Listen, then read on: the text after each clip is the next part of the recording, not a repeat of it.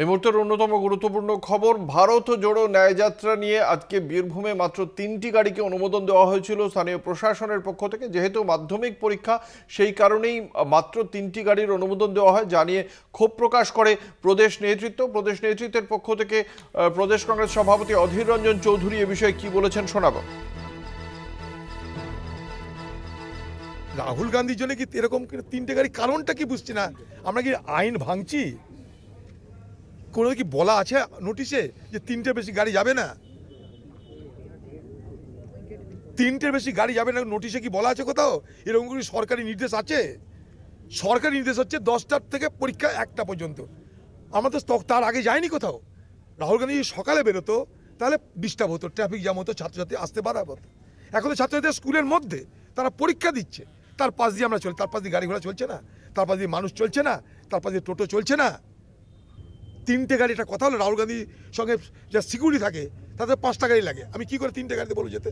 তার সিকিউরিটিগুলোকে রাহুল গান্ধী নিজে ঘাড়ে তুলে নিয়ে যাবে? বলুন আপনারা, বলুন। রাহুল গান্ধী একটা প্রোটেক্টিভ, ভারতবর্ষের একটা থ্রেট, ন্যাশনাল লিডার, তার সঙ্গে 3টে গাড়ি কি করে বলে প্রশাসন? বলুন আপনারা। তার সিকিউরিটিতে 5-7টা থাকে গাড়ি। নিরাপত্তার তো সমস্যা। নিরাপত্তা নিশ্চয় সমস্যা আছে।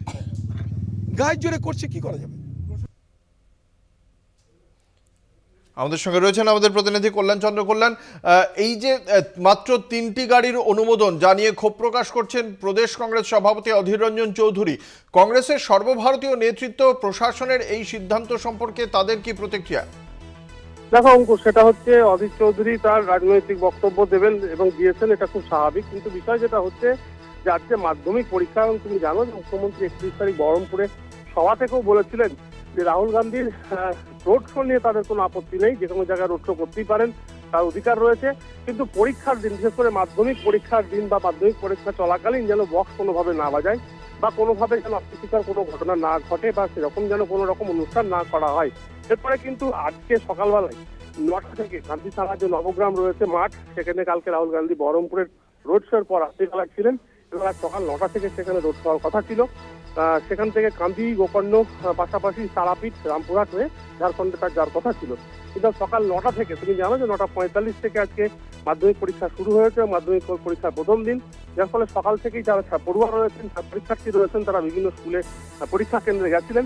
সে কারণে প্রশাসন আজকে সকালবেলা থেকেই বলেছিল কিন্তু কোনোভাবেই যেন রোড শো না হয়, এবং শেষ পর্যন্ত 3টে গাড়ির পারমিশন দেওয়া হয়েছিল। যদিও 3টে গাড়ি পারমিশনে অধীর চৌধুরীর বক্তব্য যে রাহুল গান্ধীর যা সিকিউরিটি, সেই গাড়ি, সেই 3টে গাড়ি মাত্র গাড়িতে হবে না, আরো গাড়ি দরকার। ধন্যবাদ। আমাদের সঙ্গে ছিলেন আমাদের প্রতিনিধি কল্যাণ চন্দ্র।